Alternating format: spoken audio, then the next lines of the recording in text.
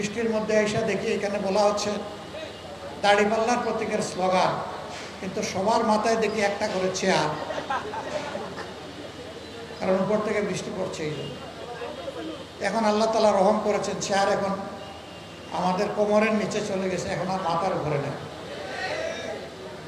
আল্লাহ রাব্বুল আলামিন আমাদের সবাইকে দেশের জন্য, মানুষের জন্য, আল্লাহর জন্য, আল্লাহর দ্বীনের জন্য, মানবতার জন্য, দেশের জন্য, বিদেশের জন্য, মানবতার যেখানে এই দুঃখে দুঃখে মরছে সবার জন্য আমরা যাতে কাজ করতে পারি সেই তৌফিক আল্লাহ আমাদেরকে দান।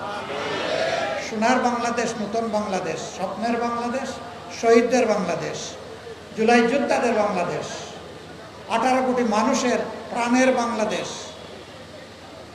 গড়ার জন্য আল্লাহ তাআলা বাংলাদেশ জামাত ইসলামকে কবুল করুন।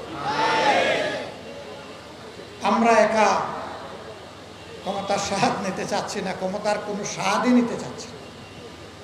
আল্লাহ যদি সরকার গঠনের সুযোগ দেন, আমরা ইনশাল্লাহ সবাইকে নিয়েই করব।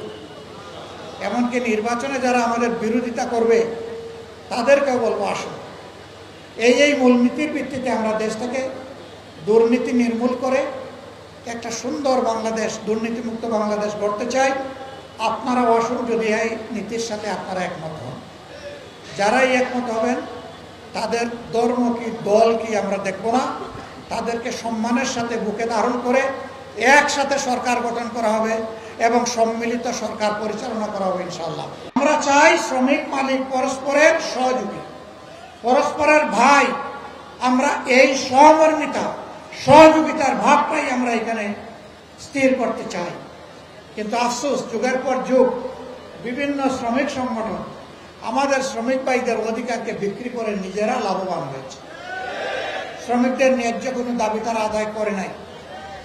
শ্রমিকরা পথে পথে কষ্ট করেছে, জীবন দিয়েছে, পঙ্গু হয়েছে, চাকরি হারা হয়েছে, লাভবান হয়েছেন নেতারা। বাংলাদেশ জামাত ইসলামী এই বৈষম্যের বিরুদ্ধে।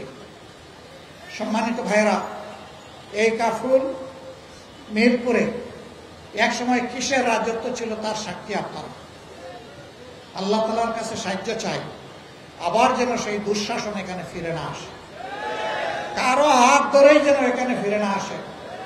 এই এলাকার মানুষ শান্তি এবং সম্মানের সাথে যেন বসবাস করতে পারে। ব্যবসায়ীরা তাদের জায়গায় ব্যবসা করবেন, চাকরিজীবীরা চাকরি করবেন, ছাত্রছাত্রীরা তাদের লেখাপড়ার কাজ চালিয়ে যাবেন, মা বোনেরা পেশাগত এবং সাংসারিক দায়িত্ব পালন করবেন।